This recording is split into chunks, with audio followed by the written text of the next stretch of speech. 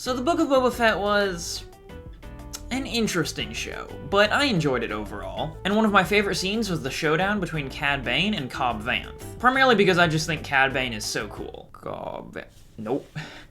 That's not gonna work. I cannot do a Cad Bane impression. Anyways though, I of course wanted to try and recreate this epic entrance in LEGO. So first off, I started assembling a base of tan plates for the build. The next step was to build this wooden walkway, however, I decided not to build the structure that it's attached to. Trust me though, this scene will look just fine without it. Anyways, I used a lot of different dark tan plates and tiles for this sidewalk, as well as adding these little posts. Finishing up the walkway, I decided to move on to assembling the figures because, to be honest, I was kind of dreading building this Moisture Vaporator. It just has a very weird shape, and the thought of having to recreate that was quite intimidating. Anyways though, I assembled Cobb Vanth pretty easily, as well as Deputy Scott? Really? Deputy Scott? It just seems like too much of a regular name for the Star Wars universe, what with Obi-Wan Kenobi or Sheev Palpatine. Moving on though, for Cad Bane, I actually have the original figure, which I guess is worth quite a bit now. So I ripped off his head and legs. But I had to do this because they're not quite accurate to his live action appearance. I wanted a paler blue skin tone for him, so I grabbed this head from Neymar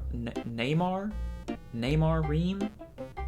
I have no idea if that's the proper pronunciation, but he's a character from Hinside, so nobody would really care anyways.